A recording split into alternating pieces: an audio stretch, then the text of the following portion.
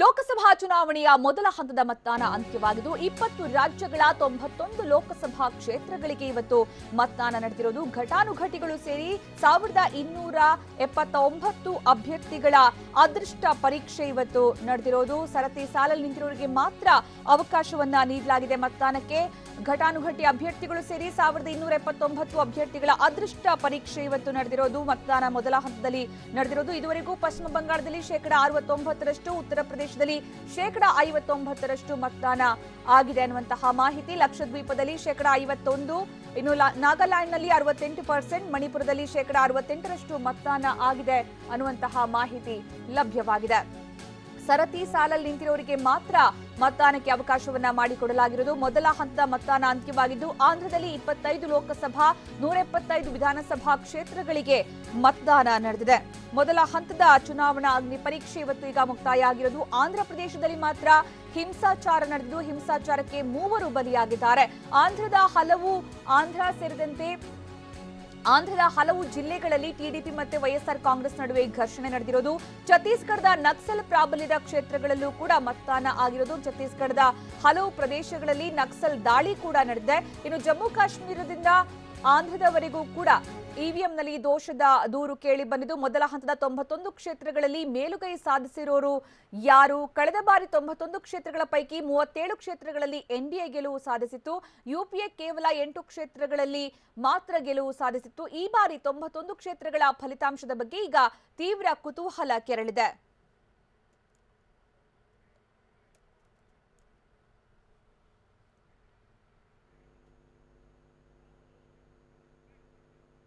ಇನ್ನು ಆಂಧ್ರದಲ್ಲಿ ಚುನಾವಣಾ ಹಿಂಸಾಚಾರಕ್ಕೆ 2 ಬಲಿಯಾಗಿದ್ದು ಮಚ್ಚು ಲಾಂಗುಗಳಿಂದ ಕೊಚ್ಚಿ ಇಬ್ಬರನ್ನ ಬರ್ಬರವಾಗಿ ಹತ್ಯೆ ಮಾಡಲಾಗಿದೆ. ವೈಸಿಪಿ ಮತ್ತು ಟಿಡಿಪಿ ಕಾರ್ಯಕರ್ತರನ್ನ ಹಿಂಸಾಚಾರ ನಡೆದಿರುವುದು. ಅನಂತಪುರ ಜಿಲ್ಲೆಯ ಪಿಠಾಪುರಂನಲ್ಲಿ ನಡೆದಂತಹ ಘಟನೆ. ಟಿಡಿಪಿಯ ಭಾಸ್ಕರ್ ರೆಡ್ಡಿ ಹಾಗೆ ವೈಸಿಪಿಯ ಪುಲ್ಲಾರೆಡ್ಡಿ ಮೃತಪಟ್ಟಿದ್ದಾರೆ ಎನ್ನುವಂತಹ ಮಾಹಿತಿ ಲಭ್ಯವಾಗಿದೆ. ಚುನಾವಣಾ ಹಿಂಸಾಚಾರಕ್ಕೆ 2 ಬಲಿಯಾಗಿದ್ದಾರೆ. ಈಗ ಇಲ್ಲಿ ತನಕ 3 ಬಲಿಯಾಗಿದ್ದಾರೆ ಅನ್ನುವಂತಹ ಮಾಹಿತಿ ಸಿಕ್ಕಿದೆ. ಇವಿಎಂ ಯಂತ್ರ ಮತ್ತೆ ಪೀಠೋಪಕರಣಗಳು ಧ್ವಂಸವಾಗಿವೆ. ಪೋಲಿಂಗ್ ಬೂತ್ಗೆ ನುಗ್ಗಿ ಟಿಡಿಪಿ ಅಕ್ರಮ ಮತದಾನ ನಡೆಸಿದೆ ಅನ್ನುವಂತಹ ಆರೋಪ ಕೇಳಿ ಬಂದಿದ್ದು ಆಂಧ್ರಪ್ರದೇಶದ ಗುಂಟೂರು ಜಿಲ್ಲೆಯ ಇನಿಮೇಟ್ಲದಲ್ಲಿ ಈ ಒಂದು ಘಟನೆ ನಡೆದಿದೆ. ಇನ್ನು ಅಕ್ರಮ ಮತದಾನ ಮಾಡಿದ ಆರೋಪ ಮಾಡಿ ಅಕ್ರಮ ಮತದಾನವನ್ನು ವಿರೋಧಿಸಿ ವೈಸಿಪಿ ಕಾರ್ಯಕರ್ತರಿಂದ ಪ್ರತಿಭಟನೆ ನಡೆಸಲಾಯಿತು. ಸ್ಥಳದಲ್ಲಿ ಉದ್ರಿಕ್ತ ಸ್ಥಿತಿ ನಿರ್ಮಾಣವಾಗಿದ್ದು ಮತದಾನ ಸ್ಥಗಿತಗೊಂಡಿದೆ.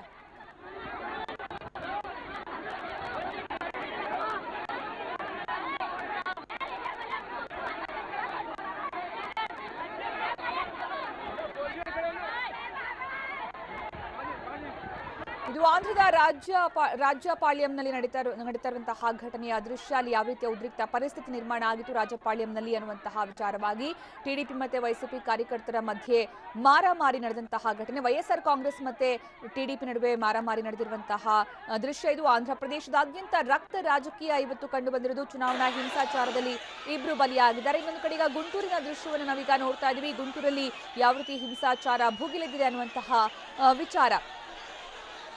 ಇದು ಗುಂಟೂರಿನ ದೃಶ್ಯ. ಇದು ಆಂಧ್ರದ ಗುಂಟೂರಲ್ಲೂ ಕೂಡ ಹಿಂಸಾಚಾರ ನಡೆದಿದ್ದು ಗುಂಟೂರು, ಅನಂತಪುರ, ವಿಶಾಖಪಟ್ಟಣದಲ್ಲೂ ಕೂಡ ಮಾರಾಮಾರಿ ನಡೆದಿದೆ. ಆಂಧ್ರದ ಹಲವು ಮತಗಟ್ಟೆಗಳು ಇವತ್ತು ರಣರಂಗವಾಗಿ ಬದಲಾಗಿವೆ.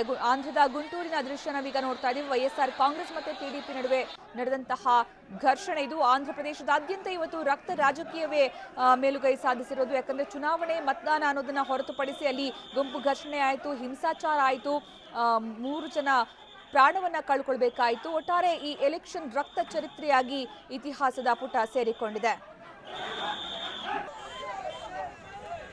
ಇನ್ನು ಇನ್ನೊಂದು ವಿಶಾಖಪಟ್ಟಣದ ದೃಶ್ಯವನ್ನು ನಾವೀಗ ನೋಡ್ತಾ ಇದ್ದೀವಿ. ವಿಶಾಖಪಟ್ಟಣಂನಲ್ಲೂ ಕೂಡ ಇದೇ ರೀತಿಯ ಪರಿಸ್ಥಿತಿ ಎದುರಾಗಿದೆ.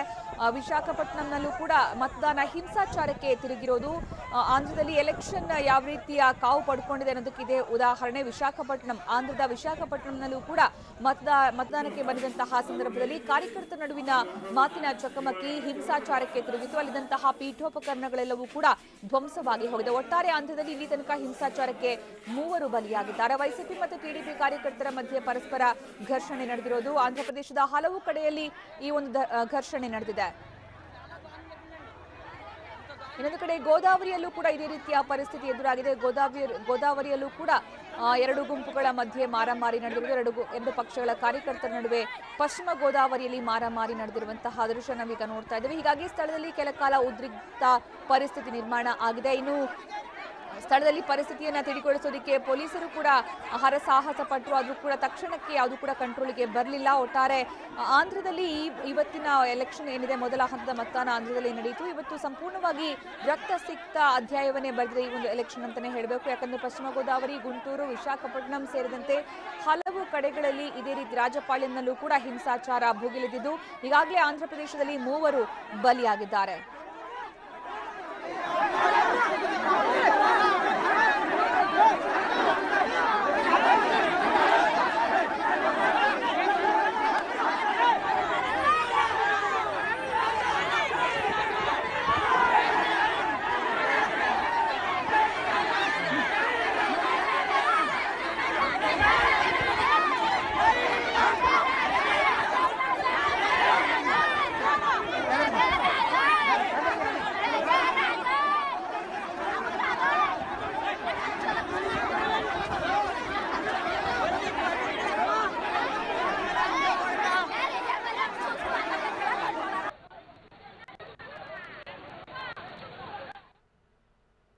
ಇನ್ನು ಆಂಧ್ರ ಪ್ರದೇಶ ಮತ್ತು ತೆಲಂಗಾಣದಲ್ಲಿ ವಿಧಾನಸಭೆ ಮತ್ತು ಲೋಕಸಭೆ ಚುನಾವಣೆಯಲ್ಲಿ ಘಟಾನುಘಟಿಗಳು ಮತದಾನ ಮಾಡಿದ್ರು. ಇನ್ನು ಅಮರಾವತಿಯಲ್ಲಿ ಕುಟುಂಬ ಸಮೇತರಾಗಿ ಆಂಧ್ರ ಪ್ರದೇಶ ಸಿಎಂ ಚಂದ್ರಬಾಬು ನಾಯ್ಡು ಮತದಾನ ಮಾಡಿದ್ರು. ನಾವೀಗ ಆ ದೃಶ್ಯವನ್ನ ನೋಡಬಹುದು. ವಿಧಾನಸಭೆ ಮತ್ತು ಲೋಕಸಭೆಗೆ ಒಂದೇ ಹಂತದಲ್ಲಿ ಮತದಾನ. ಆಂಧ್ರ ಪ್ರದೇಶದ 25 ಲೋಕಸಭಾ ಕ್ಷೇತ್ರಗಳಿಗೆ ವೋಟಿಂಗ್ ಆಯಿತು.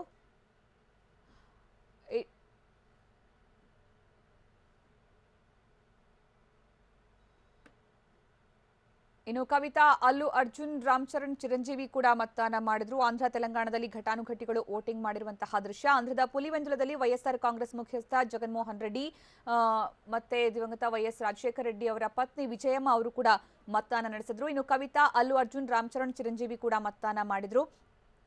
ಇನ್ನು ಹೈದರಾಬಾದ್ನಲ್ಲಿ ನಟ ವೆಂಕಟೇಶ್ ಕೂಡ ಮತದಾನ ಮಾಡಿದ್ರು. ಹಾಗೆ ನಟ ರಾಜಶೇಖರ್ ದಂಪತಿ ಅಸಾದುದ್ದೀನ್ ಓವೈಸಿ ಮತದಾನ ಮಾಡಿದ್ರು. ನಾವೀಗ ನೋಡ್ತಾ ಇರುವಂತಹ ದೃಶ್ಯದಲ್ಲಿ ಚಿರಂಜೀವಿ ಮತ್ತೆ NTR ಮತ್ತೆ ಅಲ್ಲು ಅರ್ಜುನ್ ಕೂಡ ಮತದಾನ ಮಾಡಿರುವಂತಹ ದೃಶ್ಯ ಒಂದು ಕಡೆ ನೋಡ್ತಾ ಇದ್ದೀವಿ. ಇವತ್ತು ಎಲ್ಲರೂ ಕೂಡ ಮತಗಟ್ಟೆಗೆ ಬಂದು ಮತದಾನ ಮಾಡಿರುವಂತಹ ದೃಶ್ಯವನ್ನು ನಾವೀಗ ನೋಡ್ತಾ ಇದ್ವಿ. ಘಟಾನುಘಟಿಗಳೆಲ್ಲರೂ ಕೂಡ ವೋಟಿಂಗ್ ನಲ್ಲಿ ಭಾಗಿಯಾಗಿದ್ರು. ಆಂಧ್ರ ಪ್ರದೇಶದ 25 ಲೋಕಸಭಾ ಕ್ಷೇತ್ರಗಳಿಗೆ ವೋಟಿಂಗ್ ಆಯಿತು. ಜೊತೆಗೆ ಇದೇ ಸಂದರ್ಭ ವಿಧಾನಸಭೆಯ 175 ಕ್ಷೇತ್ರಕ್ಕೂ ಕೂಡ ಇವತ್ತೇ ಮತದಾನ ಆಗಿರೋದು. ಹೀಗಾಗಿ ಘಟಾನುಘಟಿಗಳು ಇವತ್ತು ಮತಗಟ್ಟೆಯ ಮುಂದೆ ಬಂದು ಮತದಾನ ಮಾಡಿದ್ರು, ತಮ್ಮ ಹಕ್ಕನ್ನ ಚಲಾಯಿಸಿದ್ರು.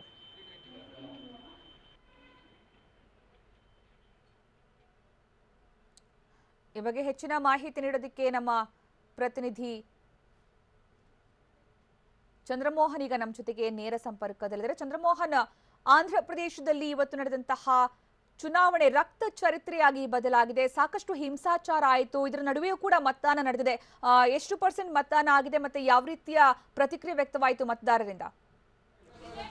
ಹೌದು ಸುಕನ್ಯಾ, ಇವತ್ತು ಆಂಧ್ರದ ವಿಧಾನಸಭೆ ಸೇರಿದಂತೆ ಲೋಕಸಭೆ 25 ಕ್ಷೇತ್ರಗಳಿಗೂ ಕೂಡ ಮತದಾನ ನಡೆದಿದೆ. ಜೊತೆಗೆ ದೇಶದಲ್ಲಿ 20 ರಾಜ್ಯಗಳ 91 ಲೋಕಸಭಾ ಕ್ಷೇತ್ರಗಳಿಗೆ ಮತದಾನ ನಡೆದಿದೆ. ಮೊದಲ ಹಂತದ ಮತದಾನ ಈಗಾಗಲೇ ಮುಕ್ತಾಯ ಆಗಿದೆ. ಆದರೆ ಮತಗಟ್ಟೆ ಹೊರಭಾಗದಲ್ಲಿ ಸರತಿ ಸಾಲಿನಲ್ಲಿ ನಿಂತಿರುವಂಥ ಮತದಾರರಿಗೆ ಮಾತ್ರ ಇನ್ನೂ ಕೂಡ ಮತದಾನ ಮಾಡಲಿಕ್ಕೆ ಅವಕಾಶವನ್ನು ಕೊಡಲಾಗಿದೆ. ಇವತ್ತು ಮುಖ್ಯವಾಗಿ ಜಮ್ಮು ಕಾಶ್ಮೀರದಿಂದ ಹಿಡಿದು ಆಂಧ್ರದವರೆಗೆ ಎಲ್ಲ ಬಹುತೇಕ ರಾಜ್ಯಗಳಲ್ಲೂ ಕೂಡ EVM ದೋಷ ಪ್ರಮುಖವಾಗಿ ಕಂಡುಬಂತು. ಇದರಿಂದಾಗಿ ರಾಜಕೀಯ ಪಕ್ಷಗಳೆಲ್ಲವೂ ಕೂಡ ಚುನಾವಣಾ ಆಯೋಗದ ವಿರುದ್ಧ ತಮ್ಮ ಆಕ್ರೋಶ ಅಸಮಾಧಾನವನ್ನು ವ್ಯಕ್ತಪಡಿಸಿದ್ರು. ಆಂಧ್ರ ಪ್ರದೇಶ ರಾಜ್ಯದಲ್ಲೇ ಕೂಡ ಬೆಳಿಗ್ಗೆ 10 ಗಂಟೆವರೆಗೂ ಕೂಡ 30% EVMಗಳಲ್ಲಿ ದೋಷ ಕಂಡುಬಂತು. ಹೀಗಾಗಿ ಈ ಒಂದು EVM ದೋಷ ಕಂಡುಬಂದಂತಹ ಮತಗಟ್ಟೆಗಳಲ್ಲಿ ಮರು ಮತದಾನಕ್ಕೆ ಅವಕಾಶ ಕೊಡಬೇಕು ಅಂತ ಆಂಧ್ರ ಸಿಎಂ ಚಂದ್ರಬಾಬು ನಾಯ್ಡು ಕೂಡ ಚುನಾವಣಾ ಆಯೋಗಕ್ಕೆ ಪತ್ರವನ್ನು ಬರೆದು ಒತ್ತಾಯವನ್ನು ಕೂಡ ಮಾಡಿದ್ದಾರೆ.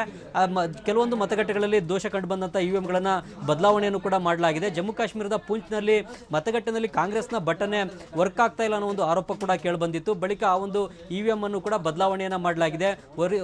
ಛತ್ತೀಸ್ಗಢದಲ್ಲಿ ನಕ್ಸಲ್ ಪ್ರಾಬಲ್ಯದ ಒಂದು ಲೋಕಸಭಾ ಕ್ಷೇತ್ರದಲ್ಲೂ ಕೂಡ ಇವತ್ತು ಮತದಾನ ನಡೆದಿದೆ. ಅಲ್ಲೂ ಕೂಡ ಜನ ನಕ್ಸಲರ ಬೆದರಿಕೆಯ ಮಧ್ಯೆಯೂ ಕೂಡ ಮನೆಗಳಿಂದ ಹೊರಗಡೆ ಮತಗಟ್ಟೆಗಳಿಗೆ ಬಂದು ಮತವನ್ನು ಚಲಾವಣೆಯನ್ನು ಮಾಡಿದರೆ ಛತ್ತೀಸ್ಗಢದಲ್ಲಿ ಸ್ವಲ್ಪ ಮಟ್ಟಿಗಿನ ನಕ್ಸಲ್ ಹಿಂಸಾಚಾರ ಕೂಡ ನಡೆದಿದೆ. ಆದರೆ ದೊಡ್ಡ ಮಟ್ಟದ ಹಿಂಸಾಚಾರ ಇವತ್ತು ಆಂಧ್ರ ಪ್ರದೇಶ ರಾಜ್ಯದಲ್ಲಿ ನಡೆದಿದೆ. ಆಂಧ್ರ ಪ್ರದೇಶದಲ್ಲಿ ರಾಯಲಸೀಮಾ ಪ್ರಾಂತ್ಯ ರಕ್ತಸಿಕ್ತ ರಾಜಕಾರಣಕ್ಕೆ ಹೆಸರನ್ನ ಕುಖ್ಯಾತಿಯನ್ನು ಗಳಿಸಿದೆ. ಮುಖ್ಯವಾಗಿ ರಾಯಲಸೀಮಾ ಪ್ರಾಂತ್ಯದಲ್ಲಿರತಕ್ಕಂಥ ಕಡಪ, ಅನಂತಪುರ, ಚಿತ್ತೂರು, ಗುಂಟೂರು ಈ ಜಿಲ್ಲೆಗಳಲ್ಲಿ ದೊಡ್ಡ ಮಟ್ಟದ ಹಿಂಸಾಚಾರ TDP ಮತ್ತು ವೈಎಸ್ಆರ್ ಕಾಂಗ್ರೆಸ್ ಕಾರ್ಯಕರ್ತರ ನಡುವೆ ನಡೆದಿದೆ. ಈ ಒಂದು ಹಿಂಸಾಚಾರ ಮತ್ತು ಘರ್ಷಣೆಯಲ್ಲಿ 3 ಮಂದಿ ಕಾರ್ಯಕರ್ತರುಗಳು ಕೂಡ ಕೂಡ ಸಾವನ್ನಪ್ಪಿದ್ದಾರೆ. ಇದು 3 ಕೂಡ ಕೊಲೆಗಳೇ ಆಗಿವೆ. ಜೊತೆಗೆ ತಮ್ಮ ಗ್ರಾಮಗಳಿಗೆ ಭೇಟಿ ಕೊಟ್ಟಂತಹ ಬೇರೆ ಪಕ್ಷಗಳ ಅಭ್ಯರ್ಥಿಗಳನ್ನ ಎದುರಾಳಿ ಪಕ್ಷದ ಕಾರ್ಯಕರ್ತರೇ ಅಟ್ಟಿಸಿಕೊಂಡು ತಮ್ಮ ಊರಿನಿಂದ ಹೊರಗಡೆ ಓಡಿಸಿದಂತಹ ಘಟನೆಗಳು ಕೂಡ ನಡೆದಿವೆ.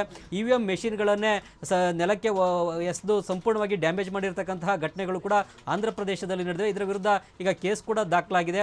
ಇದೇ ರೀತಿಯಲ್ಲಿ ಪಶ್ಚಿಮ ಉತ್ತರ ಪ್ರದೇಶದ 8 ಲೋಕಸಭಾ ಕ್ಷೇತ್ರಗಳು ಕೂಡ ಇವತ್ತು ಮತದಾನ ನಡೆದಿದೆ. ಈ ಹಿಂದೆ ಪಶ್ಚಿಮ ಉತ್ತರ ಪ್ರದೇಶ ಬಹಳ ಸೂಕ್ಷ್ಮವಾದಂತಹ ಪ್ರದೇಶ ಆಗಿತ್ತು. 2014ರ ಲೋಕಸಭಾ ಚುನಾವಣೆಯಲ್ಲಿ ಎಲ್ಲ 8 ಕ್ಷೇತ್ರಗಳನ್ನು ಕೂಡ ಬಿಜೆಪಿ ಪಕ್ಷವೇ ಗೆದ್ದುಕೊಂಡಿತ್ತು. ಈ ಬಾರಿ ಕೂಡ ಎಸ್ಪಿ ಬಿಎಸ್ಪಿ ಆರ್ಎಲ್ಡಿ ಮೈತ್ರಿಕೂಟ ಬಿಜೆಪಿಗೆ ತೀವ್ರವಾದಂತಹ ಪೈಪೋಟಿಯನ್ನು ಈ ಪಶ್ಚಿಮ ಉತ್ತರ ಪ್ರದೇಶದ ಲೋಕಸಭಾ ಕ್ಷೇತ್ರಗಳಲ್ಲಿ ನೀಡಿದೆ. ಮುಖ್ಯವಾಗಿ ಈಗ ಇವತ್ತು ನಡೆದಂತಹ ಮತದಾನ ನಡೆದಂತಹ 91 ಲೋಕಸಭಾ ಕ್ಷೇತ್ರಗಳ ಪೈಕಿ 2014ರಲ್ಲಿ ಬಿಜೆಪಿ ಪಕ್ಷವೇ 32 ಕ್ಷೇತ್ರಗಳಲ್ಲಿ ಗೆಲುವನ್ನು ಸಾಧಿಸಿತ್ತು ಮತ್ತು ಮಿತ್ರ ಪಕ್ಷಗಳು ಕೂಡ 7 ಕ್ಷೇತ್ರಗಳಲ್ಲಿ ಗೆಲುವನ್ನು ಸಾಧಿಸಿದ್ದು. ಹೀಗಾಗಿ ಒಟ್ಟು 39 ಕ್ಷೇತ್ರಗಳಲ್ಲಿ ಎನ್ಡಿಎ ಕಳೆದ ಲೋಕಸಭಾ ಚುನಾವಣೆಯಲ್ಲಿ ಗೆಲುವನ್ನು ಸಾಧಿಸಿತ್ತು. ಜೊತೆಗೆ ಕಾಂಗ್ರೆಸ್ ಪಕ್ಷ 7 ಕ್ಷೇತ್ರಗಳಲ್ಲಿ ಮಾತ್ರ ಗೆಲುವನ್ನು ಸಾಧಿಸಿತ್ತು. ಕಾಂಗ್ರೆಸ್ನ ಮಿತ್ರ ಪಕ್ಷಗಳು 2 ಕ್ಷೇತ್ರಗಳಲ್ಲಿ ಗೆಲುವನ್ನು ಸಾಧಿಸಿತ್ತು. ಹಾಗಾಗಿ ಈಗ ಇವತ್ತು ಮತದಾನ ನಡೆದಂತಹ 91 ಲೋಕಸಭಾ ಕ್ಷೇತ್ರಗಳ ಪೈಕಿ ಎನ್ಡಿಎ ಅಥವಾ ಯುಪಿಎ ಇವುಗಳಲ್ಲಿ ಯಾವುದು ಮೇಲ್ಗೈಯನ್ನು ಸಾಧಿಸುತ್ತೆ ಅನ್ನೋದಕ್ಕಂಥದ್ದು ಕೂಡ ಸಾಕಷ್ಟು ಕುತೂಹಲನ ಕೇಳಿಸಿದೆ. ವಿಶೇಷವಾಗಿ ಪಶ್ಚಿಮ ಉತ್ತರ ಪ್ರದೇಶದಲ್ಲಿ ಯಾವ ರೀತಿ ಮತದಾನ ಆಗುತ್ತೆ, ಅಲ್ಲಿ ಜನ ಯಾವ ಮೈತ್ರಿಕೂಟದ ಕಡೆ ಒಲವನ್ನು ತೋರ್ತಾರೆ, ಅದೇ ಮೈತ್ರಿಕೂಟದ ಕಡೆಗೆ ಉಳಿದ ಪ್ರಾಂತ್ಯಗಳ ಜನ ಕೂಡ ಉತ್ತರ ಪ್ರದೇಶದಲ್ಲಿ ಒಲವನ್ನು ತೋರ್ತಾರೆ. ಹಾಗಾಗಿ ಪಶ್ಚಿಮ ಉತ್ತರ ಪ್ರದೇಶದಲ್ಲಿ ಜನ ಯಾವ ರೀತಿ ಮತ ಹಾಕಿದ್ದಾರೆ ಅನ್ನತಕ್ಕಂಥದ್ದು ಕೂಡ ಸಾಕಷ್ಟು ಕುತೂಹಲವನ್ನು ಕೇಳಿಸಿರ್ತಕ್ಕಂಥ ವಿಚಾರ. ಪಶ್ಚಿಮ ಉತ್ತರ ಪ್ರದೇಶದಲ್ಲಿ ಕೈರಾನದಲ್ಲೂ ಕೂಡ ಒಂದು ನಕಲಿ ವೋಟಿಂಗ್ ಅನ್ನು ನಡೆಸಲಾಗ್ತಾ ಇದೆ ಅನ್ನೋ ಒಂದು ಆರೋಪವನ್ನು ಕೂಡ ಬಿಜೆಪಿ ನಾಯಕರುಗಳು ಮಾಡಿದ್ರು. ಇದರ ಮಧ್ಯೆಯೂ ಕೂಡ ಚುನಾವಣಾ ಆಯೋಗ ಆ ರೀತಿಯಾದಂತಹ ಯಾವುದೇ ಘಟನೆಗಳು ನಡೆದಿಲ್ಲ ಅಂತೇಳಿ ಸ್ಪಷ್ಟನೆಯನ್ನ ನೀಡಿದೆ. ಸುಕನ್ಯಾ, ಧನ್ಯವಾದ ಚಂದ್ರಮೋಹನ್. ಆಂಧ್ರ ಪ್ರದೇಶದಲ್ಲಿ ಮತ್ತೊಂದು ಇವಿಎಂ ಧ್ವಂಸ ಮಾಡಲಾಗಿದ್ದು ಅನಂತಪುರ ಜಿಲ್ಲೆಯ ಕುರ್ಲಿ ಗ್ರಾಮದಲ್ಲಿ ಈ ಘಟನೆ ನಡೆದಿದೆ. ಟಿಡಿಪಿ ಏಜೆಂಟ್ ಆದಿನಾರಾಯಣ್ನಿಂದ ಇವಿಎಂ ಅನ್ನ ಧ್ವಂಸಗೊಳಿಸಲಾಗಿರುವುದು. ಆದಿನಾರಾಯಣನನ್ನ ಈಗ ಪೊಲೀಸರು ವಶಕ್ಕೆ ಪಡೆದುಕೊಂಡಿದ್ದಾರೆ. ಅನಂತಪುರ ಜಿಲ್ಲೆಯ ಕುರ್ಲಿ ಗ್ರಾಮದಲ್ಲಿ ನಡೆದಿರುವಂತಹ ಘಟನೆ ಇದು. ಟಿಡಿಪಿ ಏಜೆಂಟ್ ನನ್ನ ಈಗ ಪೊಲೀಸರು ವಶಕ್ಕೆ ತೆಗೆದುಕೊಂಡಿದ್ದಾರೆ. ಮತಗಟ್ಟೆ ಸಂಖ್ಯೆ 10ರಲ್ಲಿ ಉದ್ರಿಕ್ತ ಪರಿಸ್ಥಿತಿ ನಿರ್ಮಾಣ ಆಗಿರೋದು ಈ ಒಂದು ಘಟನೆಯಿಂದಾಗಿ. ಸದ್ಯ ಆದಿನಾರಾಯಣ ಅನ್ನುವಂತಹ ವ್ಯಕ್ತಿಯನ್ನ ಪೊಲೀಸರು ವಶಕ್ಕೆ ಪಡೆದುಕೊಂಡಿದ್ದಾರೆ. ಈತ ಟಿಡಿಪಿ ಏಜೆಂಟ್ ಆಗಿದ್ದು ಈತನೇ ಇವಿಎಂ ಅನ್ನ ಧ್ವಂಸಗೊಳಿಸಿರೋದು. ಅನಂತಪುರ ಜಿಲ್ಲೆಯ ಕುರ್ಲಿ ಗ್ರಾಮದಲ್ಲಿ ನಡೆದಿರುವಂತಹ ಘಟನೆ ಇದು. ಈ ಮೂಲಕ ಆಂಧ್ರ ಪ್ರದೇಶದಲ್ಲಿ ಈಗ ಮತ್ತೊಂದು ಇವಿಎಂ ಅನ್ನ ಧ್ವಂಸಗೊಳಿಸಲಾಗಿದೆ.